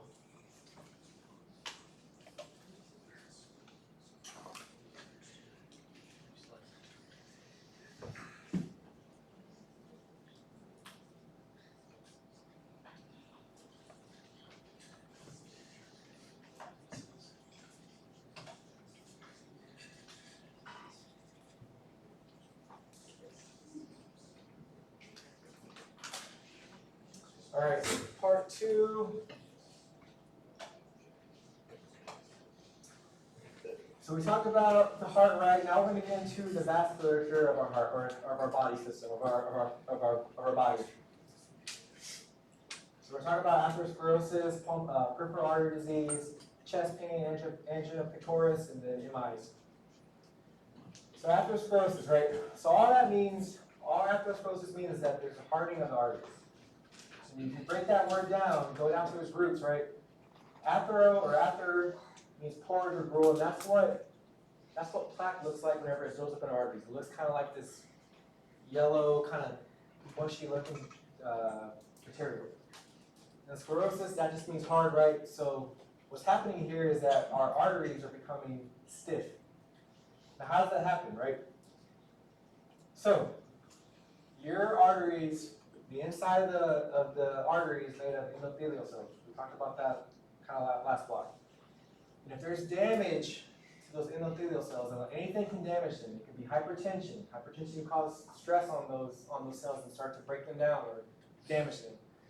High blood sugar, diabetes can cause this. Smoking can definitely cause this, right? If there's any type of damage to that endothelial cell, that's going to increase its permeability. But when I talk about permeability, I'm not talking about stuff leaking out of the blood vessel. I'm talking about stuff leaking into the blood vessels. So when there's damage to the endothelium, we have also platelets that come and they kind of adhere to that endothelium, trying to figure out what's going on here, trying to fix that. You got white blood cells that come in. Typically, it's the monocytes that come in and try to figure out what's going on here because they see damage, they see inflammation from that endothelial cell. Now, when that endothelial cell is damaged, that LDL, that bad cholesterol, low density lipoproteins, LDL, bad cholesterol, because that endothelium is damaged, it's going to let that LDL get inside of the blood vessel wall. And it's going to go to that subendothelial space, so right under the endothelium, right? So the LDL is coming into the blood vessel. It's going to go inside the blood vessel, and it's going to go kind of park itself right between the damaged endothelium and the intima of the artery. Now those monocytes came in, right? Those monocytes came in because they saw that the endothelial cell was damaged, and they can actually enter the endothelial space as well. And they see the LDL there. The LDL shouldn't be there. LDL, it has an important part of the body, but it should not be inside of our blood vessels. When that monocyte goes inside of the blood vessel, it transforms to a macrophage. Right? We talked about how monocytes transform into macrophages in tissues. It transforms into a macrophage. When the macrophage sees the LDL, it eats it. It tries to get rid of it. It eats it. And it's not just one LDL particle in there. You have a lot that's kind of getting inside that space. And as those macrophages start to eat that LDL, they become what are called foam cells. They're just macrophages that have LDL inside of them that they try to eat.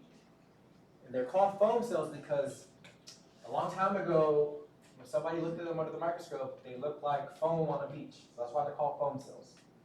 Because you have these LDL particles that are in there. Now what do macrophages do? What do white blood cells do? Whenever they start to try to kill off and eat things, they start to cause inflammation. They start to call in for reinforcement. They start to send out cytokines, these signals, right? That's going to cause more inflammation. That's going to cause more of those monocytes, more platelets to come to that site. When they do that, though, when they start releasing their signals, you have these things, you have these cells called smooth muscle cells. They're normally in that muscle part of the artery. They belong there. We need them there to contract and relax, to control our blood pressure. But if those smooth muscle cells migrate from that muscle part of the artery, that tunica media, and they start to go to that area where there's those foam cells, where there's LDL, what they like to do is they like to secrete collagen. So collagen, we talk about collagen whenever we talk about healing, and collagen it's what makes scar tissue, right? Collagen is firm. When it creates that collagen, what it's trying to do, what that smooth muscle cell is trying to do, is trying to create this fibrous cap, over this LDL, these foam cells. These foam cells are also dying in the process. They're trying to create this cover to protect it, because all that stuff, the foam cells, the LDL, if it escapes out into the blood vessel, it's very thrombogenic. It's going to cause blood clotting. That's what actually happens whenever somebody has a heart attack. You get this plaque that disrupts, and all that inner stuff that's under the endothelium causes our platelets to come and stick to it, and causes this blood clot that can lead to a heart attack. So that fibrous cap is there to kind of to shield it, right? So when you have all those foam cells, the LDL, that's called an atheroma. That's what that term is, atheroma. It's just full of foam cells, LDL, dead cells. When you have the fibrous cap over it, it's called a plaque. So you have the atheroma, you have fibrous cap, and that together forms plaque. That's what whenever a patient says, I got plaque in my arteries, that's what they're referring to. Now the collagen itself is also, I told you, it's firm, it's like scar tissue. It's going to cause the artery to become firm and stiff. But the collagen itself is also thrombogenic. So even though the endothelium is damaged, right, it's still there. The collagen is not exposed. Whenever cells die, whenever tissues die, I told you that sometimes, last block, I told you that we can get these things called dystrophic calcifications, right? When this happens, when those foam cells start to die, they release these particles that attract calcium. And so now you got this collagen, you got this atheroma, you got the stiffening already, and now you're calling in calcium. And calcium is what? Calcium is hard, right? It's what makes our bones. So now you already have this vascular stiffness, and you throw in calcium because those foam cells are dying, and now you're making that vessel even more stiff, less compliant. It can't accommodate the change in pressure. So this can actually contribute to hypertension. So if somebody already may have hypertension with this, you throw in this from a poor diet, from genetics, from whatever, you got this plaque buildup, and now you're making those vessels even less compliant, which is going to potentially increase that blood pressure for our patients. So this is why, this is why it's called atherosclerosis, because you get this firming, this hardening of the blood vessels. So this is the kind of a diagram of what this looks like, right? So you got this injury to the endothelium. Now these guys are missing here. In reality, they're not missing, they're just damaged. You get this LDL that comes through, macrophages, monocytes in the blood, macrophages inside, when it goes inside the artery. The fat droplets are LDL. They eat the LDL, become foam cells, and then you get this plaque development, this collagen. And this takes time though. Look here. First decade of life, it starts to form already when we're kids. But it's going to slowly grow. It's going to be a slow process. It's going to take time for this atheroma to get big enough to where it starts causing issues. And if this thing ruptures, that's when we have these blood clots that come in, the platelets that come in and actually occlude the entire vessel. All right, so now there are some things that we can do to decrease our risk of getting atherosclerosis. Some things you can. So age, the longer you live, the more those blood vessels are going to just be damaged for living life, right? So we can't really change our age. Males typically have a higher incidence of having heart attacks than females, and it's not because females make more estrogen, that's not to be protective against development of plaque buildup. Family history, so we kind of talked about that last block where we can sometimes have these genetic disorders that cause us to have a higher LDL than normal. But there are some things you can do, right? So your diet. If you eat a crappy diet full of cheeseburgers and cakes and all this kind of good stuff, well, you're increasing the amount of saturated fat that's going to break down to LDL, and you're increasing that LDL into your blood. Diabetes, that's going to damage that endothelium, that high blood sugar. High blood pressure, that makes sense. Smoking, again, tobacco smoking causes a lot of issues with the endothelium, causes a lot of inhalation of all these bad chemicals that can cause damage. Behavior, so stress, think about when you're stressed, your blood pressure's high. If you're not working out, your blood pressure's high. So there are some things that we can control, that's what I'm getting at, and some things you can't control. All right, so how does this manifest? How are we going to see this in our patients? So if we have a slow-growing plaque buildup, which normally is what happens, it can get in the way of the laminar flow in our arteries, and as a result, when it gets in the way, it can cause turbulence of that blood flow, and we can hear these bruits. So carotid arteries are one of those key places that you listen to whenever you're doing physical exam. I don't know, have you guys started doing that in clinical skills yet? Listen to the carotid artery? You probably will be having. That's one of the things you have to do. You listen to the artery to make sure you don't hear any type of bruise. Sometimes if it's severe enough, you can actually feel it. If it blocks the artery, but doesn't completely block it, like we talked about last block, you can get this ischemia. Especially whenever you have an increased oxygen demand for whatever cell you're using, you can get this thing called claudication. This is typically in the legs. It can happen in the jaw too, but it's typically in the legs. So when you have an increased need for oxygen, but you have this blockage there, but it's not completely blocked, and when you're at rest, the amount of blood that's getting through, that's enough. When you increase that oxygen demand, and you have this kind of fixed block there, now you're not able to get enough blood flow through to meet the oxygen demand of those cells. As a result, you start experiencing pain because those cells are reverting back to the anaerobic system to actually make that energy. They're going to make a lot of lactic acid, and that lactic acid, if you ever worked out before, and you felt that burning pain whenever you're working out, this is what that cell is doing, it's making lactic acid. So these patients, whenever they're doing something that's somewhat exertional, they're going to feel pain in the lower extremities. That's called claudication. If it happens in the chest, it's called angina pectoris. So you got a blockage in the coronary artery. At rest, you're fine. When you increase that oxygen demand of the heart and you have this fixed blockage, now whatever you're doing that's increasing oxygen demand is not, you're not able to get enough blood flow through, and so now you're running back to that anaerobic method of making energy, making lactic acid, and so you start to feel this pain from that. So that's that chronic kind of slow formation. Now, if it happens acutely, if you have a rapid occlusion of the artery, this can lead to infarction, right? Cell death, necrosis. Typically, this is from that plaque rupturing. So we got that plaque, and I told you that it's covered, but when it ruptures, it shows its collagen, it shows that atheroma, and that stuff is thrombogenic.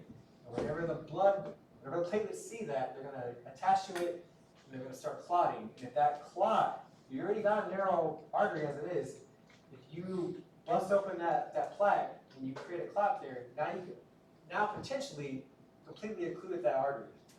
And blood is no longer flowing past that point. So if it happens in the heart, we call that an MI, myocardial infarction. If it happens in the brain, we call that a stroke. It can also happen in our intestines, right? We call that mesenteric artery occlusion or intestinal infarction. And we talk about that more later on.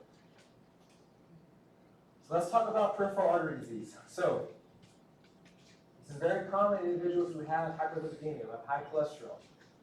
They have diabetes, hypertension, and that makes sense. They have damage to the endothelium. So now we're making these plaques because LDL is getting in there. But smoking is by far the major risk factor. You combine all of these, which some of our patients have. They're old, they have high cholesterol, they have diabetes, they smoke, they have hypertension. Now you increase that risk tenfold, or maybe even more. But think about this, right? If you have peripheral artery disease, typically it's going to occur in the legs, but it's not just going to occur in the legs. It's going to occur elsewhere. You're going to have artery disease in your heart, probably in your brain. It's very common to have artery disease elsewhere besides the legs. Now, with this, again, we talked about claudication, right? Claudication is you have an increase, you're increasing that demand of oxygen for those cells. You got this fixed blockage. The thing with claudication is that whenever you're doing something that's increasing that activity, whenever you're doing something that is an increased activity, when you stop, whatever it is, that claudication, that pain goes away. Okay? And that's not good, but that's great. I mean, that's good because if he continues to feel pain past that point, that's a red flag. But before we get there, the most common area you're going to see this is the most common that you're going to see this in clinic, is actually calf claudication.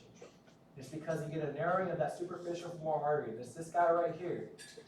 Now, why is that the most common? Well, look how long that artery is. It's long. It's more prone to becoming damaged because of where it's at in the leg. So because it's more prone to damage, you have an increased chance of developing that plaque buildup in there, which can cause that obstruction, which can narrow that blood flow, which can cause that claudication, that pain in the calf whenever somebody's doing activity. But as long as they're doing that activity and they stop and that pain goes away, okay, that's again not good, but I'm happy with that. In real life, we're going to treat this. We're going to try to do things to try to make this from getting worse, prevent this from getting worse. But that doesn't concern me.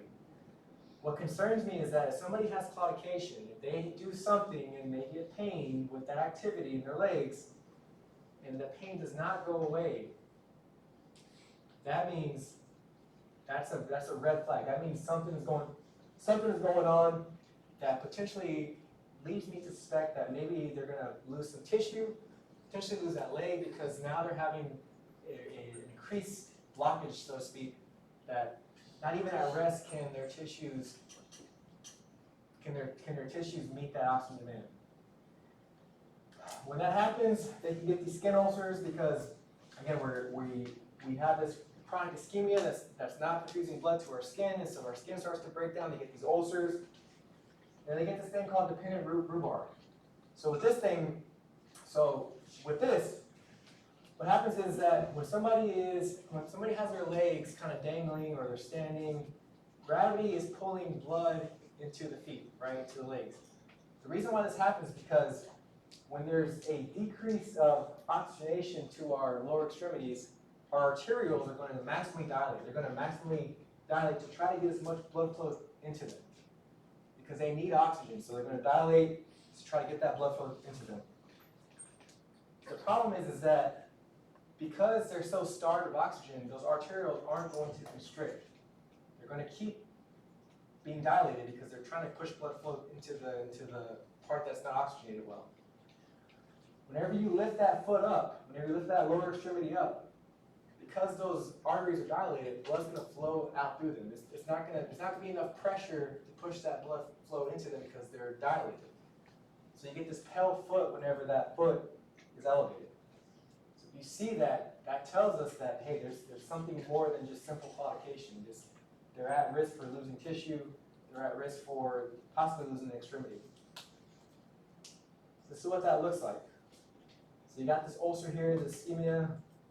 This is that dependent rhubarb. So the foot's down, it's red because those vessels are dilated, so the foot's engorged with blood. When you lift that guy up, those arterioles still stay dilated, and so blood flow is not going into it like it should, and so it becomes pale. All right, last one, and then we'll call it quits. So, angina pectoris, right? This is that chest pain. This is chest pain from some type of obstruction in the coronary artery.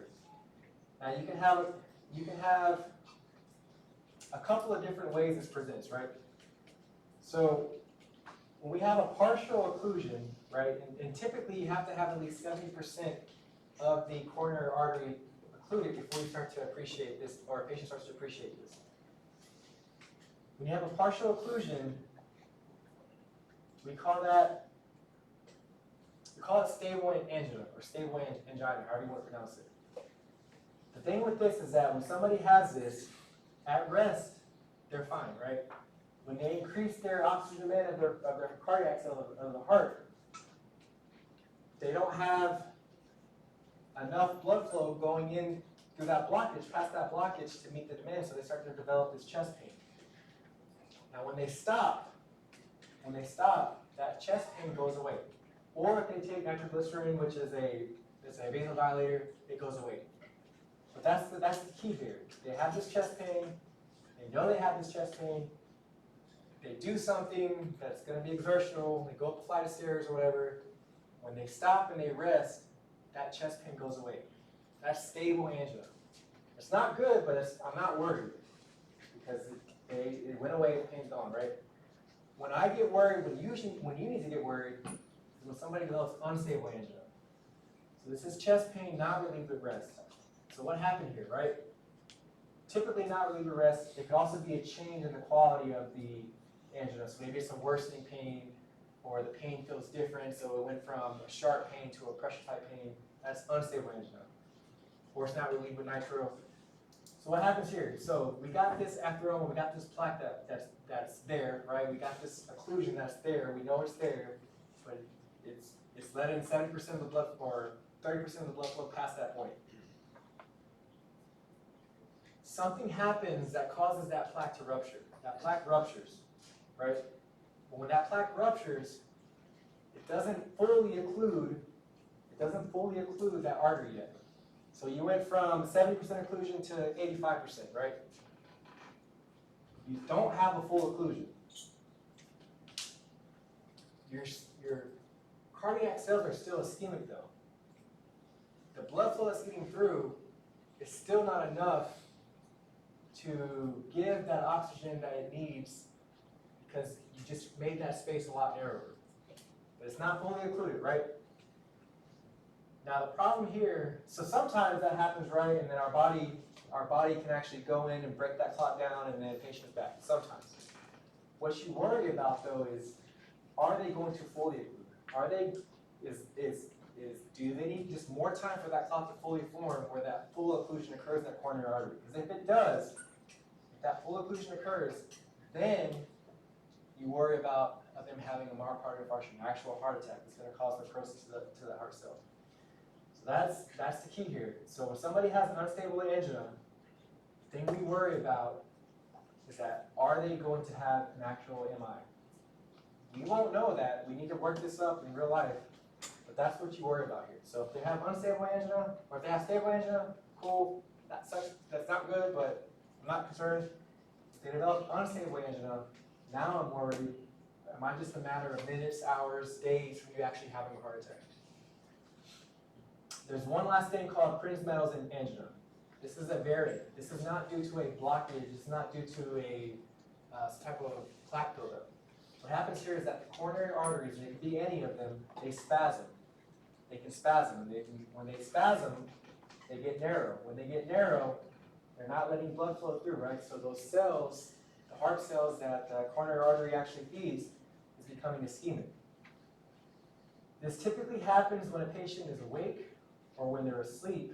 Most of the time when they're asleep, when they're at rest or when they're asleep, and smoking is a prominent risk factor. Smoking is a prominent risk factor. Smoking damages the endothelial cells, which normally make this, we'll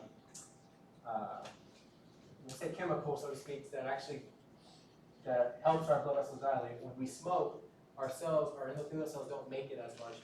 And so when patients are smokers, we worry about this with them. It happens in sleep because if typically, you've had dreams, right? You've woken up from like a bad dream and your heart's racing and you're sweating or whatever. You can get this sympathetic increase when you're asleep. Normally you have it's parasympathetic because you're resting. But if you have a bad dream or something that increases that sympathetic system, that can cause that vasospasm as well. So smoking and at night when you're asleep are the two things that you associate Prinz metals with. But definitely smoking. All right, guys, that's enough. Any questions about what we covered?